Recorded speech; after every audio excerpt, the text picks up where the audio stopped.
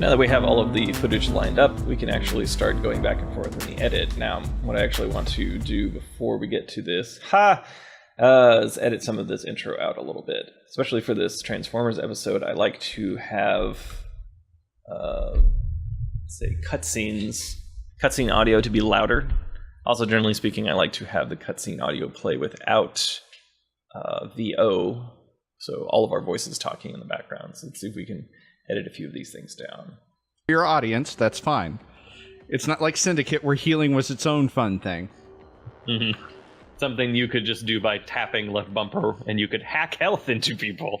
Wait, it's a very good video game. Into people? Yes. Yes. Syndicate is beautiful. Is a beautiful, great video game. We could probably end it here. David says beautiful. I repeat the sentiment. We don't need to do both. Let's put a cut. And what is the rest of this? I want basically the intro here all the way to maybe all the way up to here. So let's improve the audio. So if you do a control click on an audio channel like this, it'll add a little control point. We're just going to be using these to create crescendo and decrescendo. All the way up +6. Which, as you'll remember, this audio level 2 here is -2, so +6 will actually end up being 3 louder than the base recording. And unlike the VO, which was compressed, the audio coming out of the video tracks has not been compressed. So that does not mean that it will start peaking, but we can see where it will end up. Yes. Yes. Syndicate is beautiful. Is a beautiful, great video game. Optimus Prime leads that a small had a ends up at about -20. It's actually still a little quiet. What we can actually do is just increase the gain on this whole little tiny section here. So I've made an edit so that this little piece of audio is all that we're editing. And let's do audio gain. Let's just add, I don't know, 4. Robots to save the core where the multiplayer was the thing you wanted to do. As you can see, the VO is still going in the background. We want to get rid of this. But what we actually want to see is there anything important that we want to maybe cut in? So we just listen to it. Had where the multiplayer was the thing you wanted to do. And the single player was okay. The multiplayer was PvE, good fun times. You're so fast. Way, I'm pretty sure yeah, you're the tank. That tank turned around to face you so that it could see you better. Yeah, it wanted to talk face to face. Come on! It also just did a rocket jump, it looked like. That's your character, Kramer. What? My guy's is awful. He's just the worst. Okay. Of this whole conversation here, we can get rid of everything but the end. I like that. We'll just we can delete it. Or we can just reduce the volume down to -0 infinity dB. Just, I think I like that a little bit better. Because I want to bring the commentary back in halfway through this cutscene, let's go ahead and delete these 2 control points and instead put them here. So let's bring this back down to 0, 2, 3. Yeah, sure, that's fine. That's close enough. So now if we listen to it, we still have a little bit of David talking right at the beginning, but then the rest of this will be zeroed out so that we can hear the cutscene. People? Yes. Yes. Syndicate is... and it's still muted, so we can hear it a little better. All right. Control S to people? save. Yes. Yes. Syndicate is beautiful. Having embraced his destiny there as we go. leader of the Autobots. The very last thing that David says leads right into to the save the core of intro. Cybertron itself from the clutches. So we have all this. It's going about -13. It's pretty loud, but that's okay. Bring the audio down. That tank turned around to face commentary comes back so that it could see you better. Yeah, it wanted to talk face to face. Come on! It also just did a rocket jump, it looked like. That's your character, Kramer. What? My guy's is awful. He's just the worst. Okay, then we're back into gameplay. Or finally into gameplay. I think that's good for the intro. Now, the audio gain only applies to this little section here. So the audio will go back down to just the audio levels that were set into the audio track mixer. Okay, there's a fire truck going by outside. Probably hear that in the background. So let's get to the actual multi-camera editing part. Not just how it's done functionally, but also at least a bit of an idea of what I feel like my editing style is. And I want to, as much as possible, show whatever is most interesting, because we have 2 cameras to work with. We can switch between them. But that being said, also something that is tenable for the amount of footage that we're looking at here. So I don't want to spend weeks and months and years on a thing, like, for instance, editing Transformers, which I have done. In order to speed the process up a little bit, I am going to try and move a little bit faster, especially through this. So let's just make some decisions, and then we'll just stick with them. And if it doesn't work, we can just figure it out later. That's just sort of how it goes. So as we go here, we can see that we've set up the 2 layers. And we're starting off with David, and we scrubbing through in this case is just, sort of clicking and dragging. We can see the preview. We're not getting any audio or anything. We're just seeing what is the footage.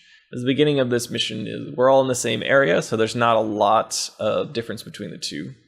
But as we go along, if the VO points out something specific, so like if David were to be like, oh no, what happened? Or, oh, I just barely survived that, then I'd want to make sure that David's footage was being shown.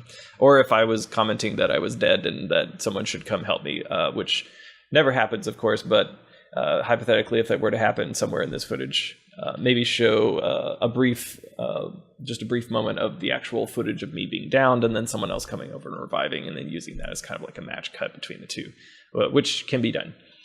Also, this is sort of just another style thing, is that for our channel, Jeff and David's show, we usually do, I guess, kind of like a PG-13 sort of. It's not like a real rating, but at least that's the idea of the show. So we don't curse or do any swearing. And when we do, we bleep it out because it's kind of funny. That's just a personal decision. Kramer's show is a little bit more, it's not like adult and mature, but he does a swearing in a lot of that when he's interacting with his like audience members. And again, this is just a style thing. So, because we were guests on his show, it's his rules. But then, since this is being edited for our show, then we can use our own rules and to apply it here. So that means that if we ever have like swearing or anything like that, which happens frequently, especially when we're playing a video game where there's people can definitely be the problem.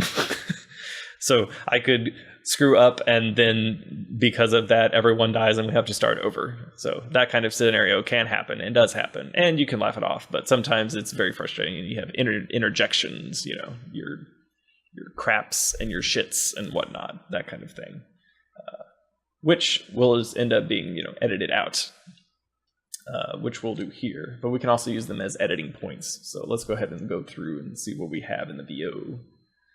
Also, because we'll be looking at David's camera for the first part here, I'm actually going to take my own camera view, and I'm just going to drag it. Now, this is not moving it, very importantly, is just changing the endpoint. So as you can see here, it's not moving it. A common mistake would be to accidentally click too far to the right so that you have this basic mouse, and you start moving it. Suddenly, this will mean that things will become out of alignment. We don't want that. What we're actually just doing here is selecting both of these and changing the endpoint, because we don't actually need to have both video layers going at the same time. That doesn't make a whole lot of sense. It probably makes it take longer to render and stuff like that. I'm not actually sure on that. It's probably true if you have different layers. Well, of course, the more layers you have, the slower it will render. But I don't know if just 2 layers will make that big of a difference. But I digress. Mr. Kramer? What? My guy's is awful. He's just Yeah! Now that's an entrance! Hey, I don't have a boost, but I put down a shield. Yep. Hey, shield's back. Kablam! We have here, they mentioned the shield was placed down, so we might need to realign the audio. Let's see. Yeah! Now that's an entrance! Hey, I don't have a boost, but I put down a shield. Yep. Hey, shield's back. There we go. So this is the point in the actual footage where the shield goes down. So let's put a little mark there. Actually, we can just do a little M for mark. I'll actually use the mark this time. Let's go back to the audio. Now that's an entrance. Hey, So this part right here, Kramer is saying that he's put a shield down. So this means that we can probably put a cut here. And now, unlike earlier where I said we were moving the endpoint, I actually want to shift the audio over to the side so that we move it here to the marker. And this little gap we'll just leave there because we want the audio to... We can move the audio forward and backwards depending on what we want to emphasize. We want to keep it mostly in line, but just because of the nature of it being recorded on a separate device means that it's not always going to be completely aligned, which is fine for our purposes. We just need to make sure to move it forward and backward in time. Dial it down a notch, kid. I've only got one setting, old timer. hey, I don't have a boost, but I put down a shield. Yep. Hey, there we go. If there's any other points where someone is talking about something specifically and it happens immediately, then it's pretty good to, not only show the footage of it happening. In this case, we see David's view of the shield going up, but if there's a VO commentary doing it at the same time, it would be helpful to have it happen slightly after the actual event.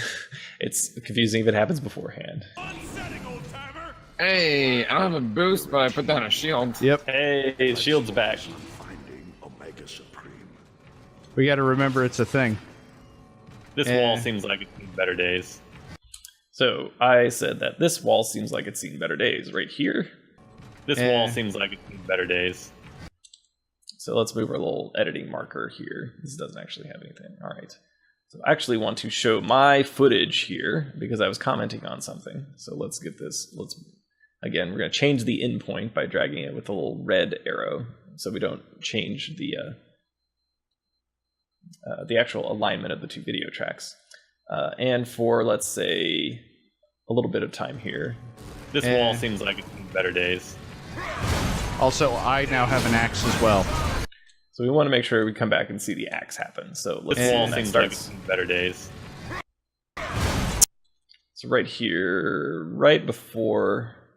So I had another marker. I'm going to be using this. So right here where David mentions the axe, we want to make sure the camera is back on him. So I'll put a little cuts here. And before that, I start talking about the wall here at this marker, but we can actually start the edit. We got to remember it's a thing. So let's start it a little bit sooner, like right here. Now, what I can do is just drag the out point away so that the video for Jeff Cam will show through, and also only the audio for Jeff Cam will show through as well. We got to remember it's a thing. This wall seems like it's seen better days. Also, I now have an axe as well. So there we go. So the example. Now, when we have both of these come back in, I actually want to have these be disabled. The Jeff Cam doesn't necessarily be disabled, but I like to think of them as a sort of the same unit. So if we right click, we can disable these. So this way we won't have the audio coming back in.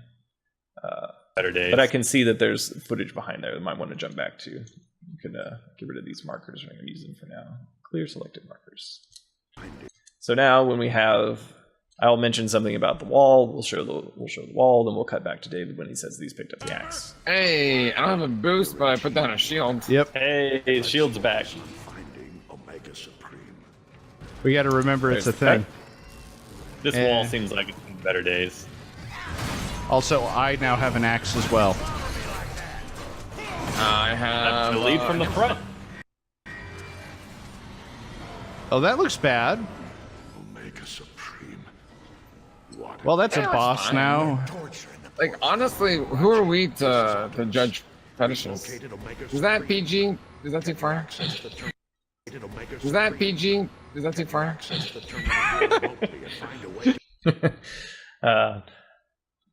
Kramer here was actually being very nice because I said that we were for the show that we were doing, we didn't do swearing on our channel, and he was like, "Oh, okay, I can try not to do that, just to make the editing easier for me," which is very nice. He didn't have to do So this was him actually wondering out loud if that was okay for our channel or not, and that's fine.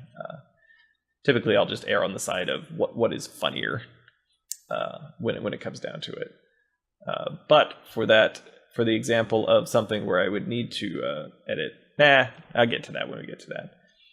This is the basic flow, anyways, of what's going on here, is how the rest of the edit will go. There's just, another 55 minutes, 50, okay. We've only made 2 minutes and 3 seconds of progress in this video, but I feel like it's a pretty good lock so far.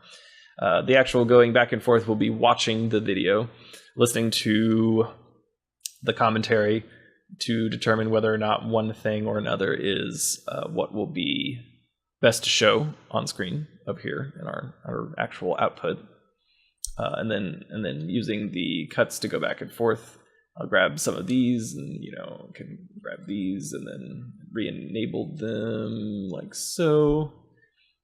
Can probably leave this one enabled. That one's, we'll just leave that one enabled. That'll be a little bit easier. So we can go back and forth between the two cameras. We're standing at the same wall here, so this edit is unnecessary. So we can actually just Control Z and put it back to where it was. Get rid of these edit points. And if you wanted to, we can select both of these, right click, and it should be able to mend the edit. Maybe that's only with the join through edits. Maybe that's not, doesn't apply to titles. It should be here. There we go. Join through edits, in case you forgot to Control Z through that kind of thing. For footage, anyways. I guess that doesn't apply to titles. Hey, I learned a thing. Good to know. We'll see. I'll come back a little bit later in the edit when I've reached a point where I can show off using sort of sensors to cut, but also using, for the sake of comedy, like censoring out. Actually, I can do that right now because censoring something that doesn't need to be censored is also pretty funny. The censoring sound effect is just a 440 tone. It comes off of the HD bars and tone. So if we double click on this, it should go to actually our preview. Where's our preview window? Switch to the other monitor style. Source. Oh, that's right. I need source, not preview. Source. There we go. Let's go to our HD bars and tone. Which one do I want to use? These are basically the same. So it's just the color bars, and it has just a tone that goes doo, just like so. Let's see, 10 frames. I like about 8 frames, but we can insert this whole situation down here. Actually, we just want the audio, so we can just grab audio only and put it into audio 4 down here. Let's see. For example. Well, that's a boss now. So let's imply that David said something different. Well, that's a boss now. Well, he says boss. Let's go ahead and get right there in the plosive on the B. That's a boss. Let's make a little boss cut now. And let's extend it there. Let's drag out our sensor sound. I like a -8 for the sensor sound, so it's not too too blaring, and then we can reduce the volume to 0 on the little segment that we cut out. Well, that's a They're torturing the Like, honestly, There we go. Now we could strongly imply that David said something that he didn't, for the sake of comedy. well, that's a they're torturing the like, honestly, And we could even chop it a little bit sooner, like so.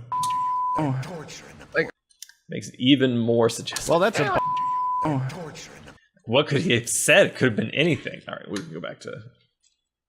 We can join the edits on this one. Do. Okay, back. well, back that's to a where- boss now. torturing the like, honestly, All right, I will actually come back in a second here when I will show off how to do split screen. But I will come back to that after I've gotten a little bit further into the actual edit here. To show an example of split screen editing, let's jump. We only jumped ahead a minute or two since where we were at. The only things that I've actually changed since now, decided to cut to my camera for the cutscene And then back to David as soon as he picked up some new guns. And then there was a commentary where David was just talking to his cat in the background, trying to get it to stop doing something. So it just kind of cut that out. Wasn't really referring to anything in particular. Talking about meatheads and warpath here. But for this fight, which is not that long, and there are probably better examples of split screen, especially in the last video when there was like a vehicle sort of escape sequence and wanted to show or even two different views on fighting a boss. That's probably a good way to do a split screen. But split screen is a little bit more involved, so let's try and do it here for this tiny fight here. So I made this edit point here at the end of the fight, where everything is kind of done, moving into a new area. We can go back to single camera there. So this is our end point. But we can see by scrubbing through that this fight starts, and it doesn't last very long. It's only about 15 seconds or so. But this will be enough to just kind of give you an example. So let's start the split screen about right when the doors open. Yeah, about right here where the doors open. So let's do edits all the way down. There we go. And let's activate our footage on the bottom here. Now, we'll have both audio tracks playing, which could be a little too loud. So what we can actually do is lower the volume for each of these. Let's say about 4 or 5. Let's do 5. So that it won't be quite as overpowering. We can at least hear what's going on here. We're going back to that cliche conversation. Or trope. And let's also split the... So we can go to our effects here for audio effects. It should just be the... Actually, maybe just under effect control. Yeah, there we go. So under audio effects, these are the basic audio effects of this little channel here. I want to have the channel... Let's bring the right channel down for Jeff's view. Let's do like -15. And let's bring the left channel down for this little segment of David's view. This means that David's right channel audio will be louder. And then for Jeff view here, the left channel will be audio will be louder. And the reason I want to do that is I want to have David on the right side of the screen in the split screen. And then I'll have me on the left side. So let's go ahead and shrink this in. Also, we're going to get rid of the camera indicators since we don't need them for this section, since we'll see both at the same time. So let's position David's video first. So we have the video effects up here, which is all kinds of things. We can scale it up and down, this kind of thing, rotate it. Yep, it's definitely useful. The anchor point was in opacity, okay, which we've seen before. We can do split screen by just making 50%. Let's not do that. That's horrible. What I actually want to do is have, let's say, throughout this,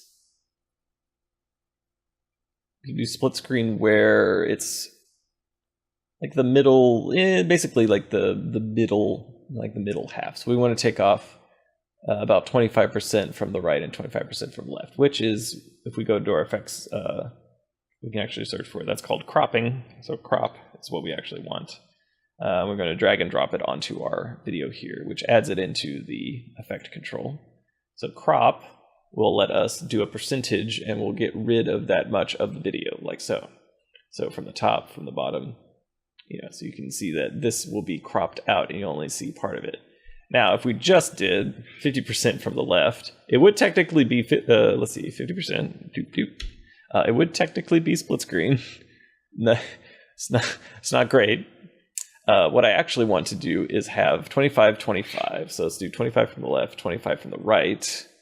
Even that looks a little bad. Let's see, because we want to have a little bit more towards the left of the screen, since the left is where the character is and the middle is where the shooting is.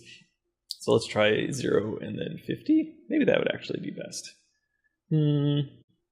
We can do maybe a little bit less than that. Let's do like a 30 and 20. Maybe a 10 and 40.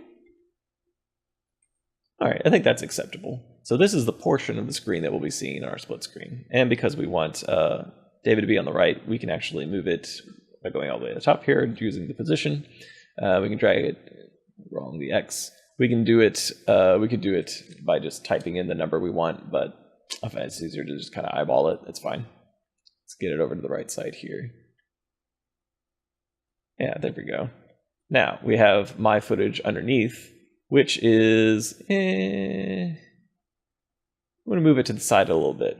You can't really see the reticule since it's in the middle of the screen. So we can just do that by just moving the position over a little bit. You can see that we get a little bit of the over the shoulder, but we can still see the reticules for each character's screen, what they're shooting at. And we don't have to worry about cropping the one on the bottom since it's on the bottom. The other one will be covering it on the top. So let's go ahead and see what it looks like and sounds like. We're going back to that cliche conversation. Or trope. I'm glad that you didn't get stuck in the middle of it. I didn't get stuck. Sometimes it happens. It's a hard rip to complete. Do you know what band that was, Kramer? And there we go. We did a split screen. Let's see. For the sake of talking it out, I don't actually think this would be a great time for a split screen, mostly because it's over the shoulder and it's shooting. It's also very short, but I mean, this is for the sake of showing how the edits are done. I might as well just leave it in there. Because there's a lot more footage to go through, so this will be fine. I think that the split screen works best if we can jump back into the previous edit here. Let's see. I know there was like a sort of a race sequence. Let's see if I can spot where the edits were. There we go. You see the unrendered red portion over here is another indication that. So this is from episode 9. The reason that this works well for split screen is that when you're inside the turret sequence here, you can see rendering required. A Decepticon thing. Nope. Don't get. Yeah, there we go. When inside the turrets, you're centered. So, since we're all in a turret sequence and we have two cameras to look at, we can see who each person is destroying at the same time. And we can also see right here that we die at the same time. Well, because when one person dies, the whole team loses in this particular video game. So I feel like this is a much better use of split screen. So you can see two things are going on at the same time. Another good thing is when in car mode, it is also centered in this game rather than over the shoulder. So after showing off how that is done, and I've talked myself out of it. So I don't actually like that right there. So we can actually continue on with, let's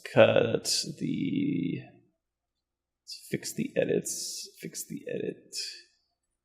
those cuts right there are fine. Something happened, but then ended up not using it. Is he hot-blooded, perhaps? Now, We're going back to that. I do like the part at the end where I sneak up behind, flank the enemy for the ending shot, which is, you can see me kind of running in the background right here. So I feel like this would be a good spot to throw in an edit very quickly to my view. I'll enable this. And we'll see actually think that the dash is a better edit transition. So let's start right here. Right at the dash. Let's zoom in to make sure that the edit happens at the right spot. I'll make sure it happens right there. Let's see. Let's get rid of this little spot in the middle. And let's drag everything out from the previous angle. So you see David shooting. You can see me briefly in the background as Optimus coming around the corner. I start a dash. The dash continues through the edit. I run up, gank this fool in the back, explodes, and then, let's see, we can go right back to following David, who's also on point going through this next room. we do that. We can disable the background. So let's delete that again. We're going back to that cliche conversation. Or trope. I'm glad that you didn't get stuck in the middle of it. didn't get stuck. Sometimes it happens. It's a hard riff to complete.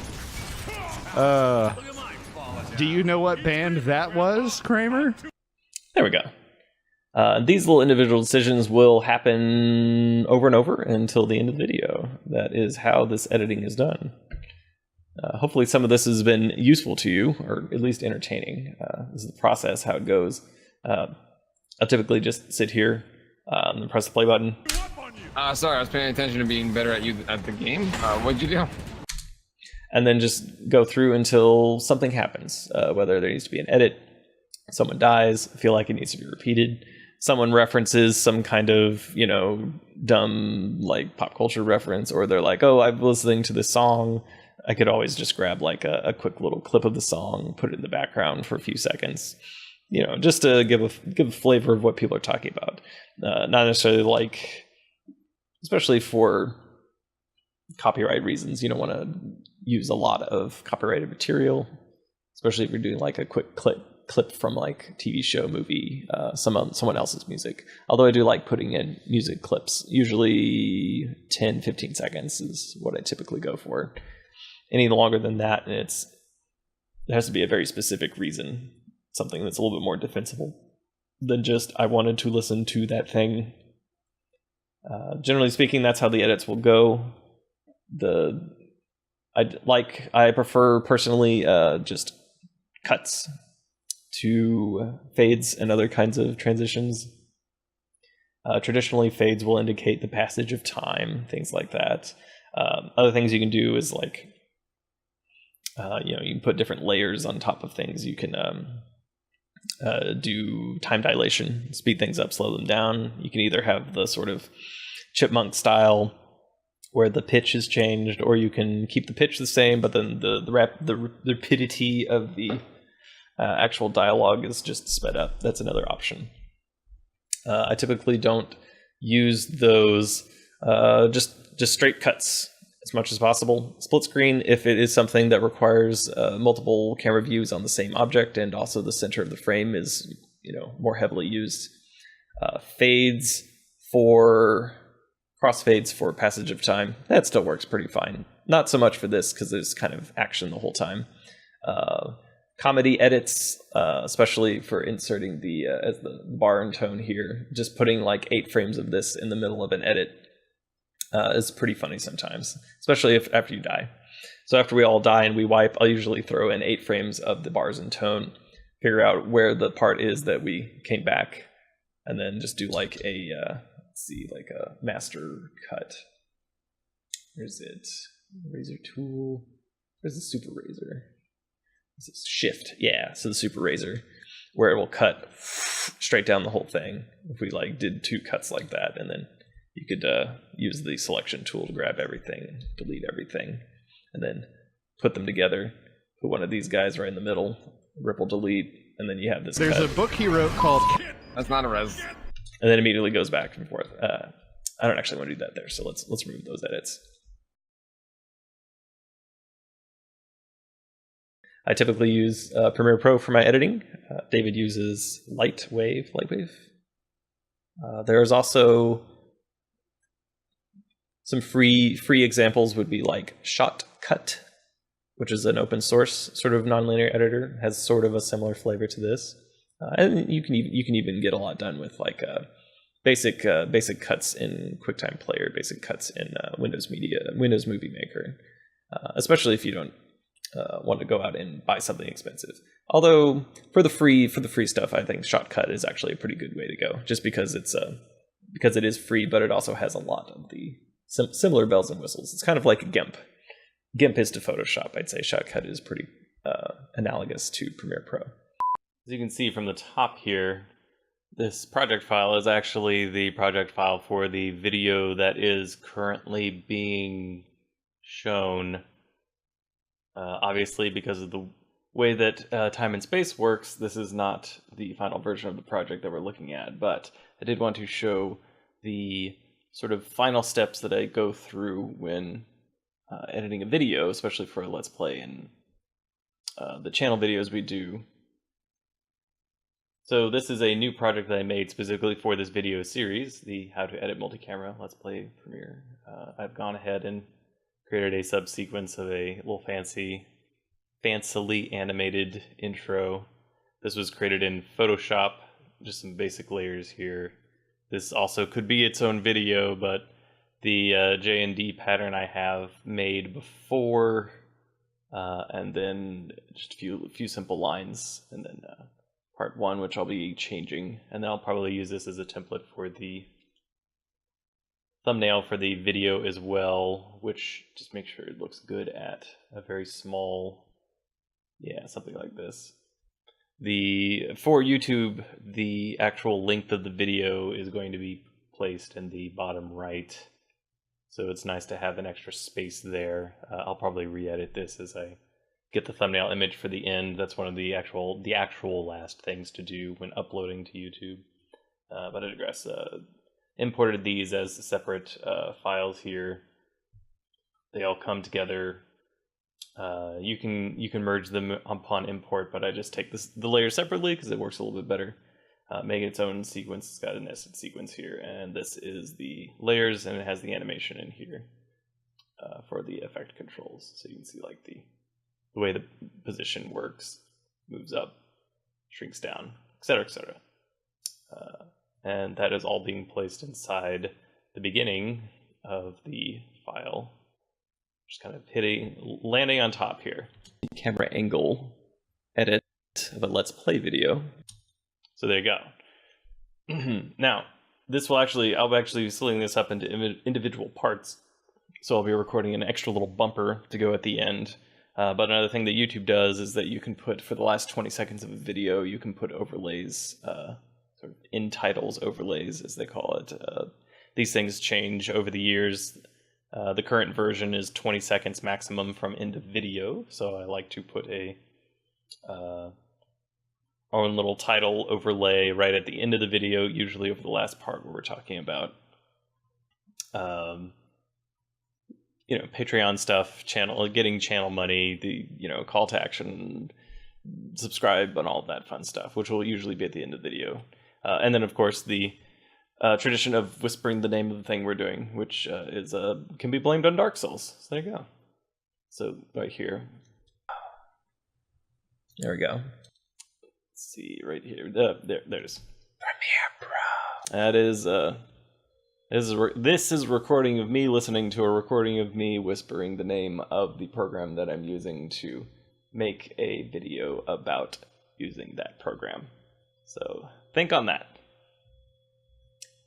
Let's see, the two pieces, let's see, in my bin over here, I put them in the art folder.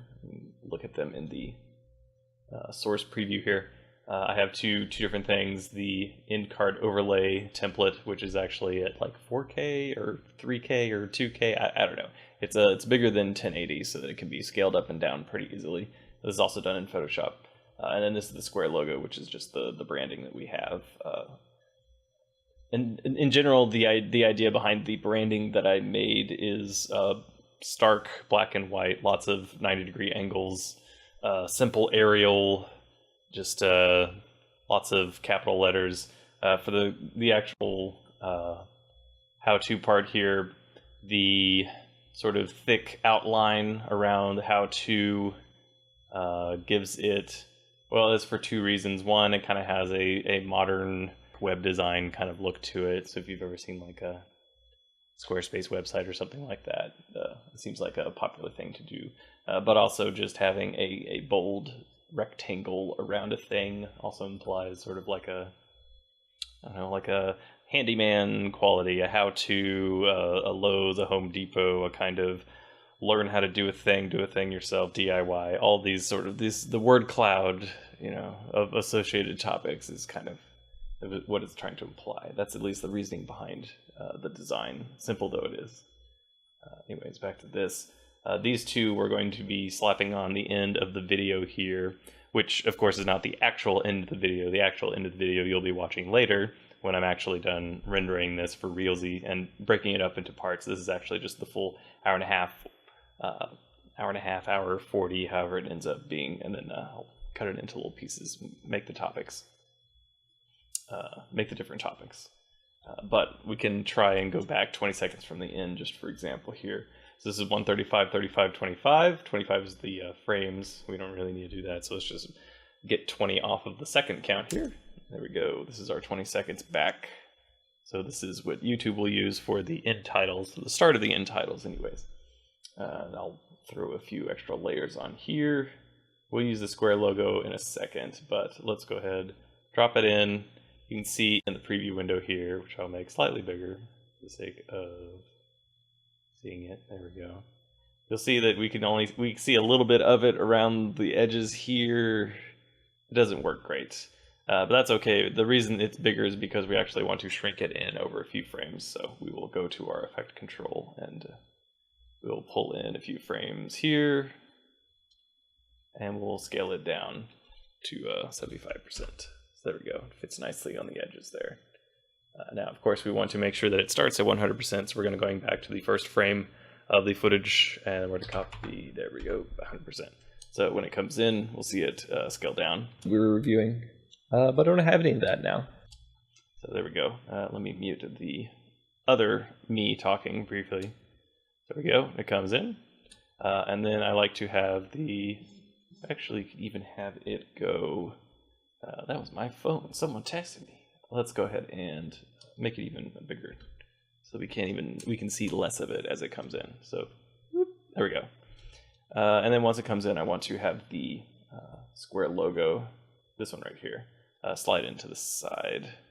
So let's include that all the way to the end. And about right here, let's have it start.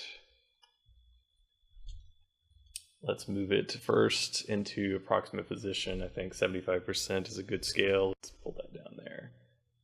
The subscribe button will be a link if I ever get the AdSense account set up again.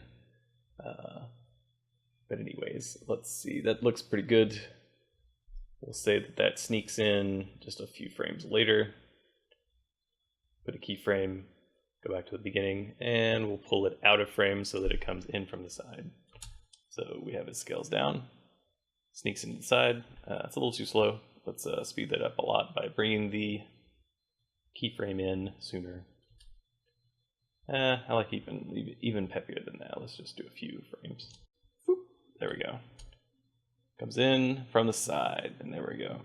And then this means that will be 20 seconds here at the end of the video, which this will be a different part of the video later. But you know, that's how this whole meta commentary on commentary thing will work.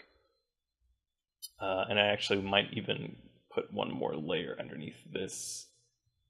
I could, for instance, put a white matte under it just to get some separation between the two. So let's start a new color matte, and let's just make it white, and let's call it white matte. What white matte is just a still image that is 1920 by 1080, which is the sequence size, and we're going to put it under here, which will be, there you go, it's a solid white background. Now we don't actually want a solid white background, so we can let's try and do like 25%. So this it fades, it tints, I suppose, most of the background towards white. We can have even stronger, so we can see a little bit of the background, but the focus is more on the end titles of the video, which will go in the middle here. So it'll have 2 links to other playlists and subscribe and Patreon links and all of that fun stuff that'll happen at the end of the video. I could even pull this in with a, let's see, I want this. Yeah, let's take off those keyframes were put in accidentally. Let's go ahead and start it here, go back to 0, then we can have it fade in. And everything will look nice. There we go. Nice little background. And this will be good for the very end of the video. So if you enjoyed the video and you want to support the channel, support our channel, you can always do that by signing up for our Patreon. We also, if you want to not contribute monthly, you can also just give us a PayPal tip. There's an address where you can send those as well. And then the normal YouTube stuff is also very helpful. The liking, commenting, and subscribing. Comments in this case, if you have any particular questions about editing or things you'd want to see, maybe how-tos of sort of behind the scenes, just kind of like the nuts and bolts of the stuff we do for the channel. I figured that this would be a good thing to do just because I spend so much time actually doing this, and this is not even technically my job, in quotes.